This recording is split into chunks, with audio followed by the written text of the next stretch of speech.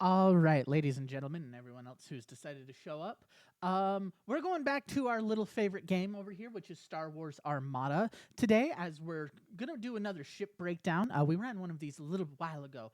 I wish I was more consistent and had it on time. We covered the Victory class last time we talked about it, and today we're gonna be covering another cross-faction ship.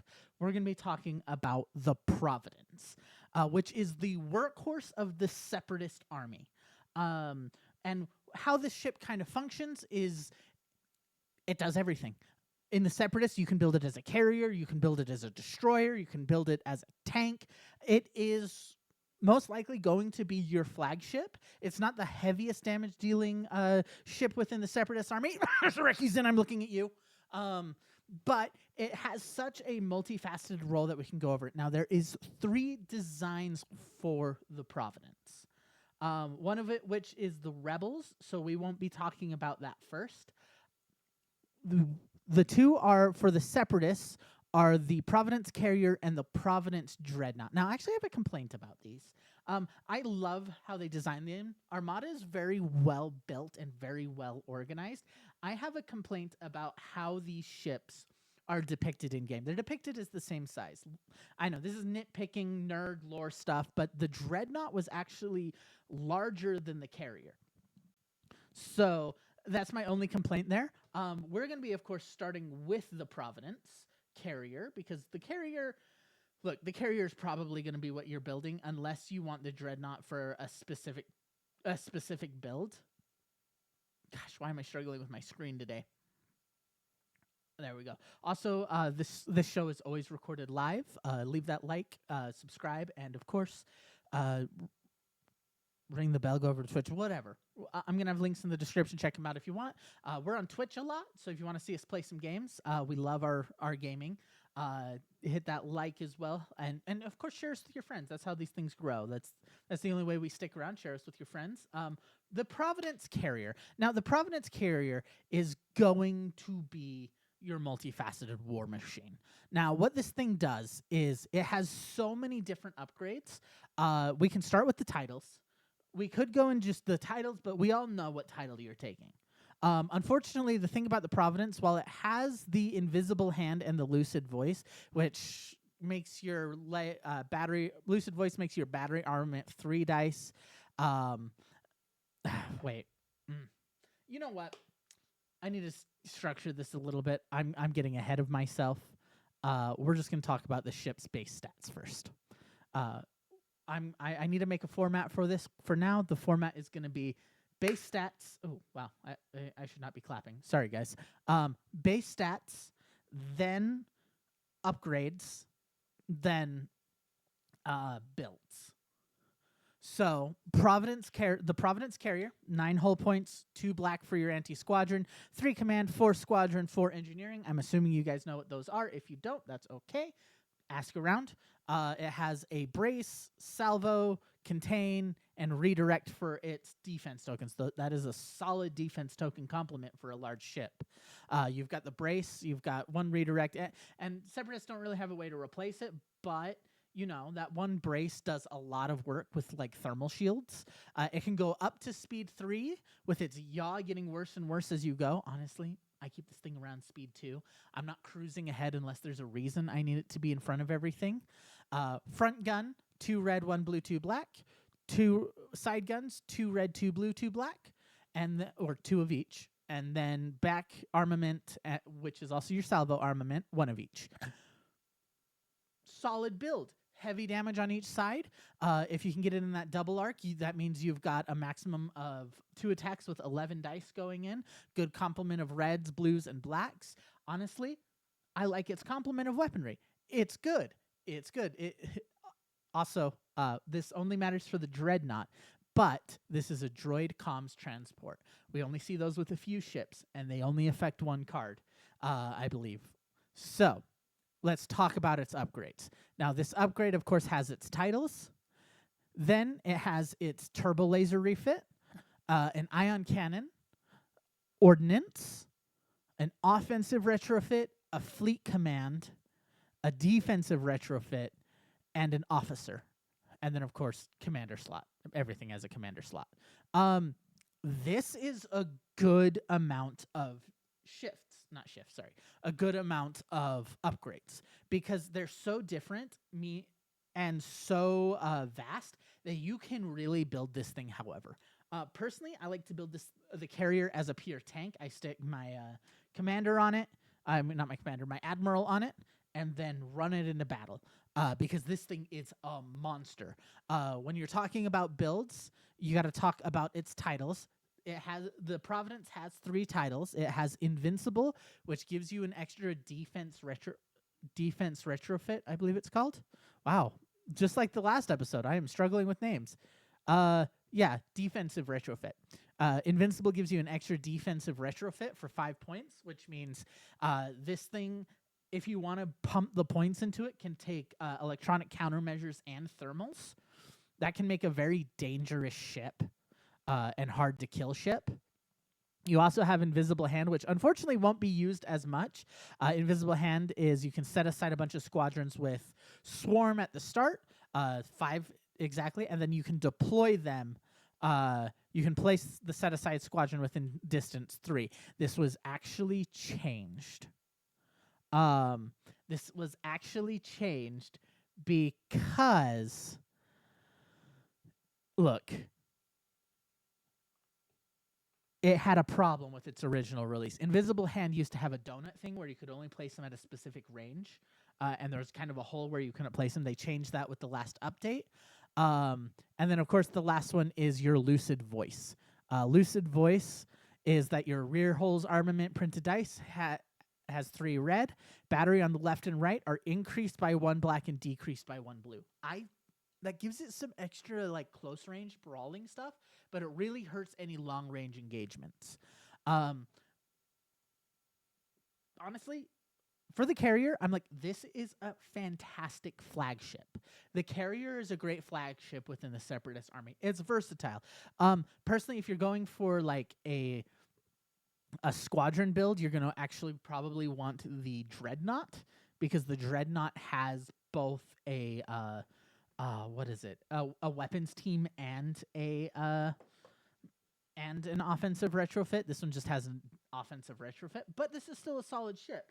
I run this thing as my flagship a lot of the time. I have a Martuk build.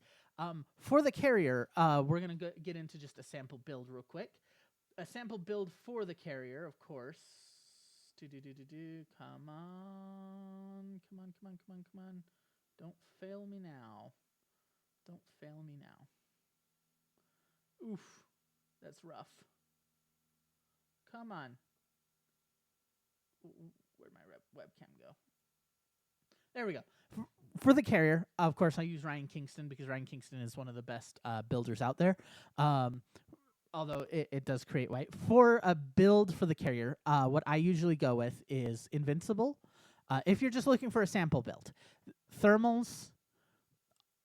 For the offensive retrofit, you used to go Link Turbo laser towers. Honestly, not the greatest anymore because of the change to it. You want that on the other one. Point defense ion cannons, it's still 6 points, but point defense ion cannons is still a great defensive option for the Providence. Give it some X-Racks, or expanded launchers if you've got the points. But external racks, B2 rocket troopers for those raid tokens, electronic countermeasures, and then I usually put tickies on it, so that I can keep my intensify firepower going every round. This is just a sample build. I'm like, honestly, there's a billion ways to play this thing. It creates a very tanky ship that can do a lot of work. This is the kind of ship that you want running into the fight. Honestly, it's great. Now, we got to talk about the Dreadnought. We do got to talk Dreadnought because the Dreadnought, he's got his own things going for him.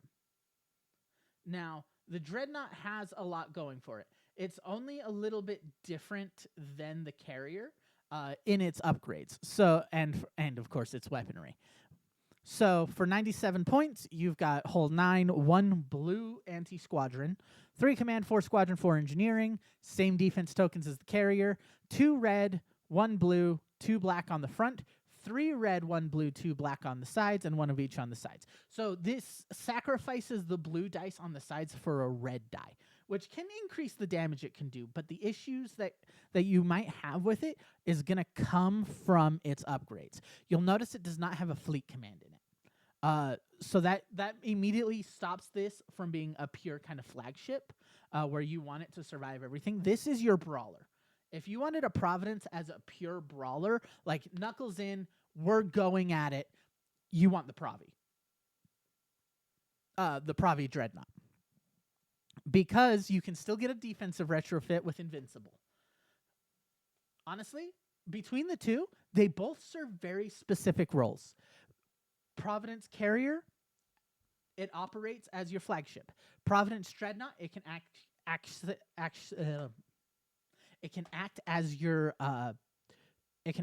as a brawler, or it can act as a pure carrier, because it can get your flight controllers. And with for command with boosted comms, you can get flight controllers with boosted comms with a 4 squadron command, which is great for Grievous builds because you're like, yeah, I can just throw my fighters into it. And so there's a billion ways you can do this. The Providence's benefit comes in its double turbo laser upgrades, which means, 1, this thing can take linked turbo laser towers. It is a bombard, which means it gets the full benefit of linked turbo laser towers. It's one of the few ships that get the bonus from it, which means you still get the free reroll. So linked turbo laser towers is still a fantastic option because you're throwing 3-4 red dice with upgrades, and then you throw like XI7s on the thing to stop their defensive stuff and just run with it. Honestly, the Providence, I love the Providence because it's more versatile than the carrier. Because you're not as worried about the tankiness of the ship. You're like, okay, this thing's going to brawl. It's not as tanky. It's going to get in the fight. I'm probably going to take a lot of hits and then get annihilated midway through the game. But I am going to throw some dice. I'm going to deal some damage. That's kind of how the Dreadnought runs. So what I would recommend with this thing is grab thermal shields. Take Invincible, grab thermal shields. Again, there's multiple ways to build this. You can either build this guy as a brawler, or you can build this guy as a carrier. I personally like this guy as my fleet's carrier in the Separatists more than anything. So for a sample build, of the Dreadnought, what I do, let me just So for a carrier, first you still want Invincible. Invincible is your lifeline for thermals because this thing needs thermals. It's got 5 shields and then 3 on the sides. You need those thermals. Then linked turbo lasers, still the same way. LTTs, linked turbo laser towers, and then XI7s. This means that when you pummel a shield area, you are pummeling that shield area, and that's what you want. Point defense, ion cannon, still, this thing still wants to get in close. And then, of course, you can take these. The ordnance isn't as needed. Boosted comms, flight controllers, Tickies or Wat Tambor. Personally, I have a little trick that I throw with this guy in some of my lists. I throw a T-Series on it. Because a T-Series tactical droid can get a surprise full pop of a squadron command. Because if you Hondo and Naka on another ship, like your Gazantes, and give this thing a squadron command, you can pop that T-Series, and a lot of players won't see it coming, a full activation of squadrons coming out of a token. So I would definitely, I like the T-Series more than other people think. The T-Series is strong. And then, of course, this kind of thing, you have very limited commanders in the Separatists. Grievous is your best option. This is for a Grievous build. What you do with this kind of build is then you take a couple of support ships, load it with fighters, and you want your fighters to die. You want your fighters to go in, and you want them to die. That's kind of this kind of build with the Dreadnought, your classic carrier. And I'll give a full list design in a second of like a fighter list. But before that, we are going to focus on building the dreadnought as a dreadnought. So of course, if you're building the dreadnought just as a dreadnought and as a brawler, you're not worried about fighters. You want invincible. You need thermal shields. Look, thermal shields are too good not to take. Like, you can recover with 4 engineerings. You can pull up shields as you're closing the gap when there's not many dice throwing. Thermals, immediately cutting dice pools in half is amazing. Plus, you get to pick if you want to use it or not. So, take thermals. Of course, you still want your LTTs. You still want your XI7s. This thing is a brawler. The reason why I say XI7s are actually really strong because they stop your opponent from redirecting. They completely nullify. Not completely, but practically nullify the redirect. Because when you're nullifying the redirect, the enemy has to take it to that shield. The brunt of the attack is going to that shield, which means you can plan around that when you want to pummel an area. Blues. Now, blues don't matter as much. You can take point defense ion cannons. That is an option. But you only have 1 blue dice on each side. So point defense ion cannons are probably your best option. You don't want any of the blue crits. You could take high capacity ion cannons, but you can have another trick up your sleeve instead. So I would still recommend point defense because you still want this thing to close the gap. Personally, this is what I do. Expanded launchers is worth it now. After the final update, expanded launchers are 8 dice. Are 8 points instead of 13. Expanded launchers give you an extra 2 black dice up front. This thing's probably pointed at the enemy. If you're playing the Providence, like I think you're playing the Providence as a pure brawler, this thing is pointed at the enemy, which means your front hull will deal 2 red, 1 blue, 4 black. You could take external racks, but I'm going to be out here preaching for the expanded launchers. Somebody's got to preach for the expanded launchers. I love expanded launchers, especially in those. Of course, you're playing a brawler. You want B2 rocket troopers. The B2 rocket troopers and the separatists, beautiful getting raid tokens out there. Beautiful getting raid tokens. And then, of course, you want veteran gunners for free for an entire reroll. You probably want to take Shumai for the... I actually don't think you're going to take Shumai for the rerolls. And I'll get to that when I get into a full build. You're probably still going to take either Pasel or you're going to take Tickies. Tickies is good. Tickies rules. Still get some use out of the T-Series. I still like the... I advocate for the T-Series. The T-Series is good. Not as good as other things. And then, of course, for a commander, you're going to either take TF, because TF is actually good. On activation, when a friendly ship is attacking a ship, the attacker adds 1 black die for each raid token the defender has to a maximum of 2. You're trying to figure out how to get raid tokens on the enemy ships as much as possible. And B2s help with that. There's probably some other stuff that helps you get raid tokens out. Surprise attack, that kind of thing. Personally, though, I'm a Martuk person, so we'll build this guy with Martuk. Now, that's like brawler dreadnought. Now, if you're going for a brawler list, this is where we get into like the sample list. We've still got one more ship to talk about. We've got to talk about the Rebel Providence, because the Rebel Providence does something different than these Provies. And we'll talk about that after we get some separatist list builds. I'm going to give you 2 lists. 2 lists for the dreadnought, 1 for the carrier. 2 lists for the dread. Well, here's the thing. Just kidding. 1 for the dreadnought, 1 for the carrier. List build for the dread is going to be a Grievous list. General Grievous, dreadnought, invincible, of course. You want your thermals.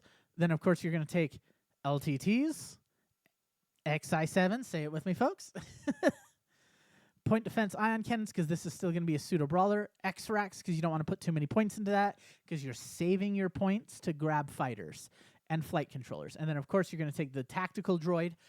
This is your dreadnought. The next thing, this is going to be your flagship carrier. So you get the flight controllers, you get the boosted comms, so you can command your fighters. Now you've got squadrons. How Grievous works is you want your fighters dying. You want your fighters dying. So what you're going to do, of course, is you're going to take Wat Tambor. You got to take Wat. Come on, you got to take Wat. And then I'm going to do something a little off here that you may not see coming. Most people would take DIS as your second ace. I'm going to say not take DIS because DIS is good. You could take him, but that is two vultures that you don't get if you take DIS and Jango. I'm gonna advocate to take Jango Fett because of that deal 1 damage to another friendly squadron to change a die to any face. Plus, he's got Bomber, Grit, and Rogue. So he's going to do a lot of work for you. Honestly, I think Jango's going to do a lot of work for you. Because when attacking unique squadron, he's going to be going for those aces. Which means what you're going to do most likely with him is squadron phase comes, because you're not going to activate him with your Providence because he's got Rogue. Rogue's going to come.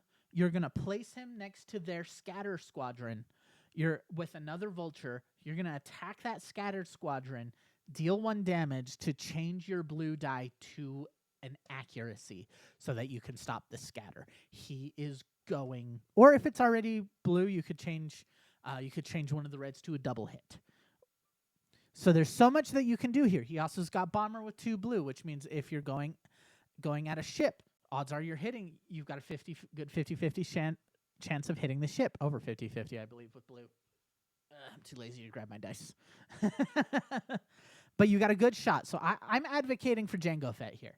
I am advocating for Jango Fett. Before you want him by Wat Tambor, so that Wat Tambor's escort gives him that. And then, of course, you're just going to fill out the rest of your squadrons. You get 131 of squadrons.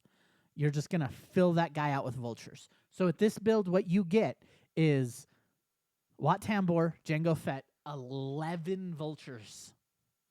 And you still got 100 points. Grab your Gazantes, throw some flight controllers on the Gazantes, grab yourself a hard cell. Yeah, grab yourself a hard cell, battle refit, probably grab Beast of Burden for your other ship. Throw on a reserve hangar deck for the fun of it. Then, of course, the rest of it doesn't matter. That's the thing. It doesn't matter. So toss Hondo on something, throw Tickies on this thing. You've got a simple list. And look at this. All you need is that's just a Dreadnought fighter list. Honestly, I've run this before. Let me move my face over so that you can see the full list. The Grievous list is a lot of fun. You could drop a fighter or 2 to get yourself maybe the hard cell instead of a hard cell, get yourself a Munificent. A bare bones Munificent, throw on that. Throw on Tide of Progress. Throw on Medical Team. You're good. See? Plus now you've got a Munificent. And all it did was cost you a squadron. So you got 12 fighters, 2 carriers, and a Munificent with a reserve hangar deck. Just to bring one of your fighters back. So you didn't really sacrifice a fighter here.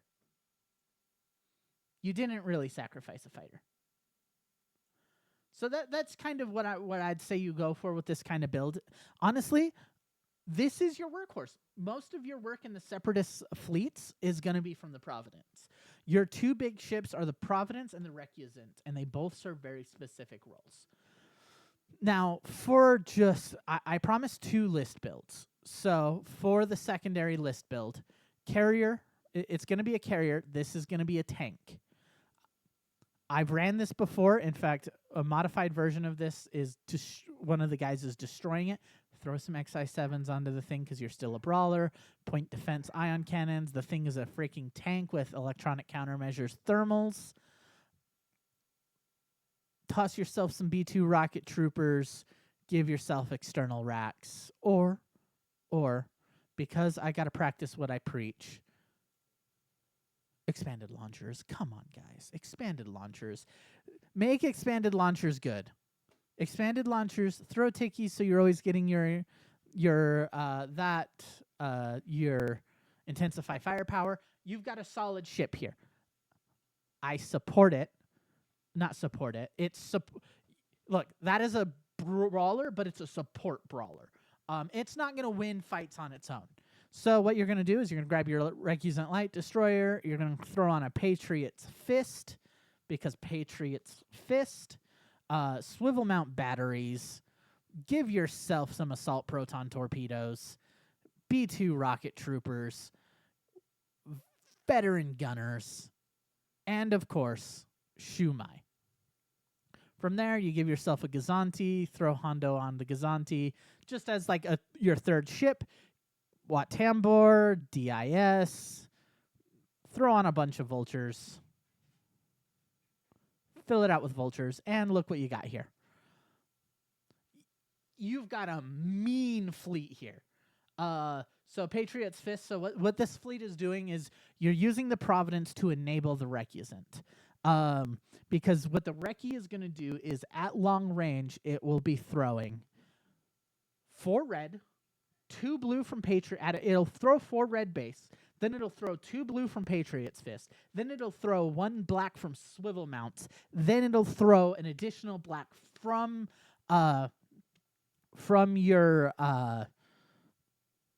Concentrate Fire token, and an additional red. So at long range, the Recce is throwing 2 black, 5 red, 2 blue with rerolls. That's some nut stuff that you can do with the Separatists. And the Providence is there as your flagship. Martuk is on it.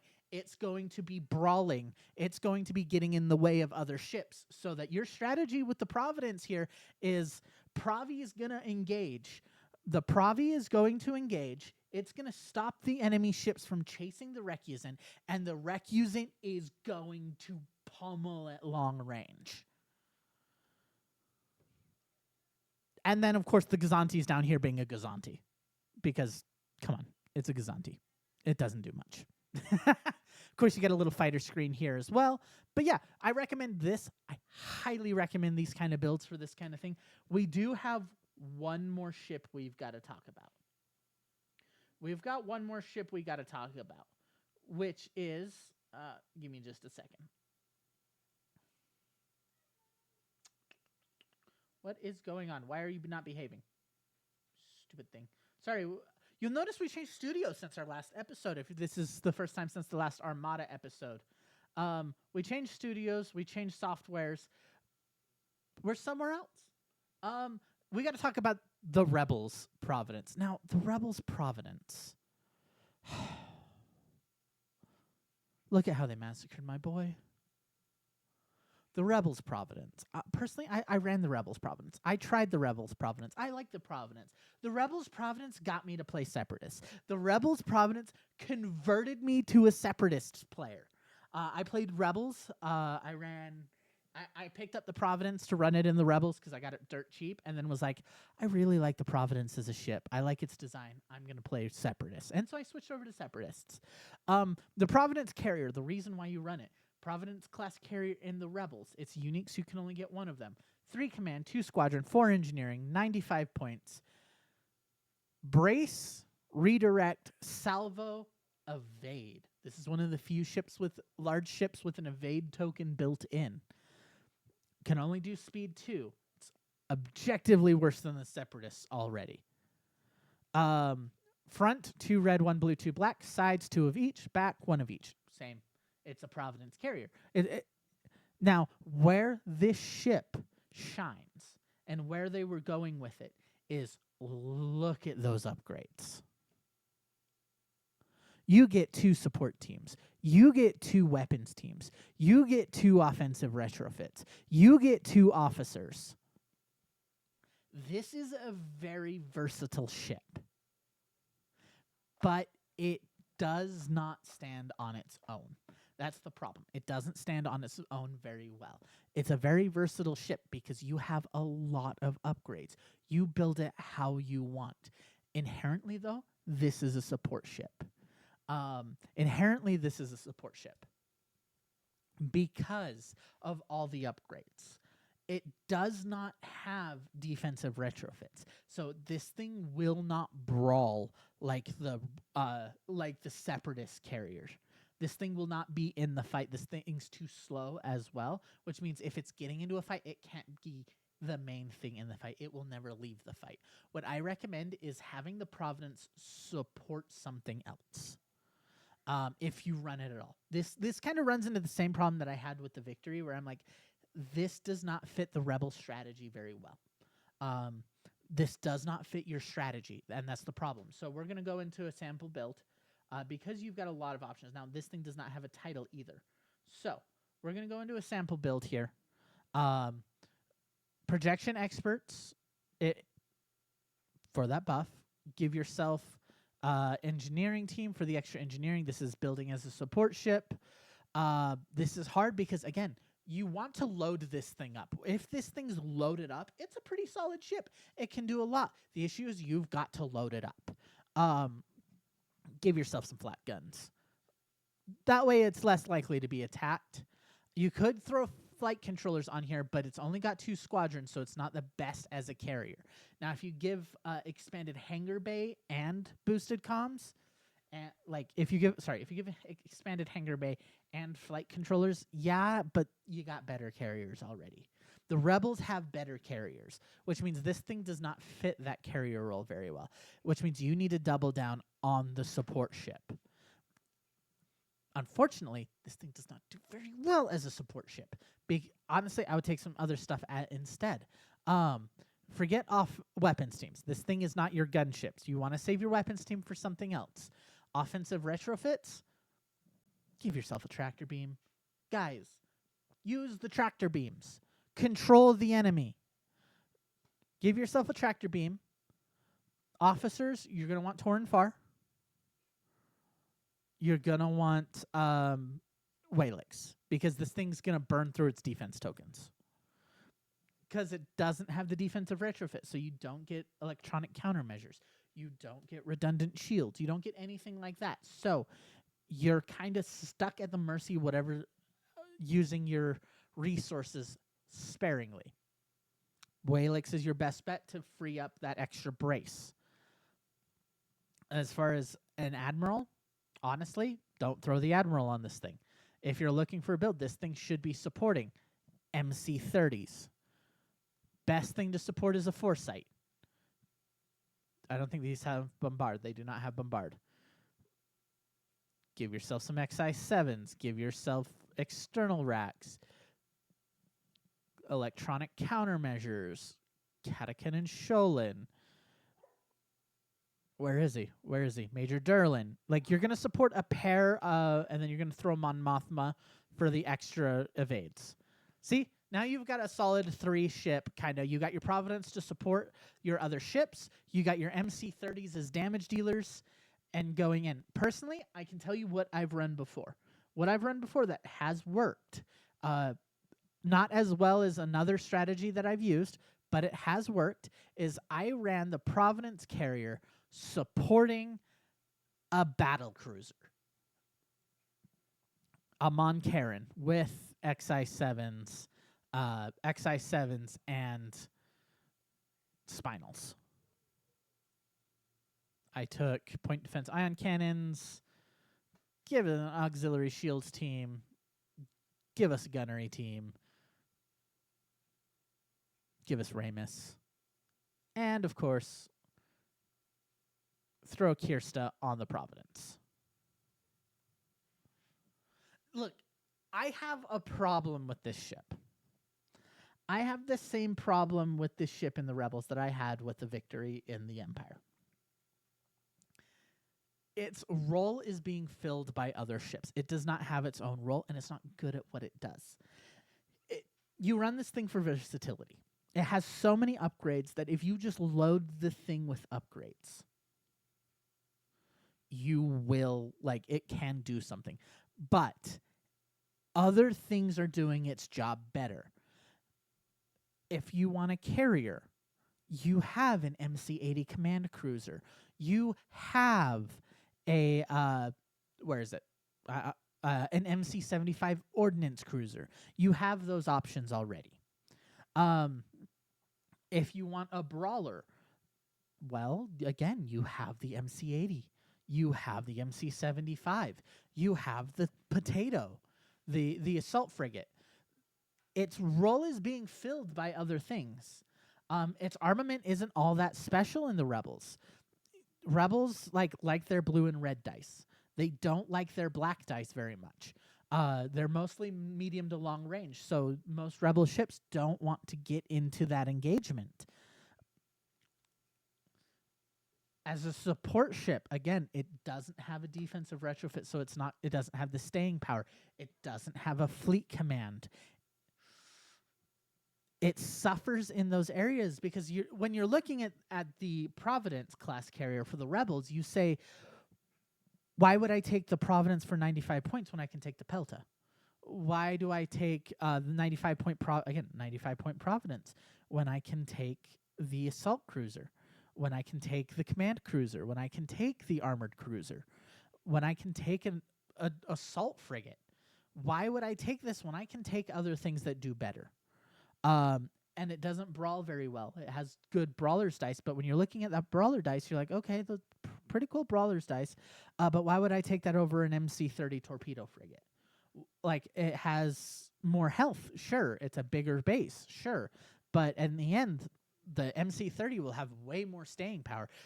If you throw Foresight, Durlin, and a electronic countermeasures on a scout frigate, that thing is sticking around. You're not killing that thing very easily. And then, of course, it also has an ordnance. So you can give it expended racks. I'm just kidding. External racks or assault proton torpedoes on the MC-30. I'm not even joking about that because the MC-30 is already a good ship.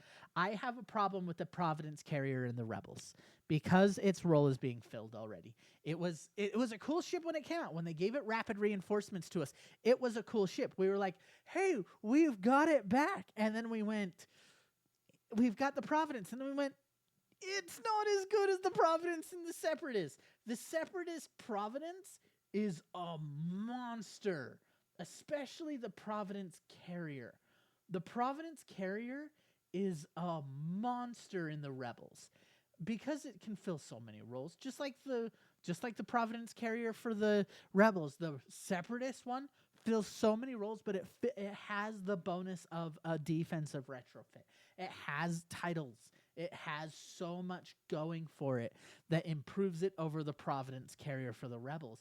I'm sitting here going, I wouldn't take something else in the Rebels, but it is your workhorse. My final thoughts on this thing. And that's your big breakdown. If you disagree, let me know. If you have found a way to make the Providence Rebels carrier work, let me know. But what I have learned is the Providence carrier works best in the Separatists. In the Rebels, not so much.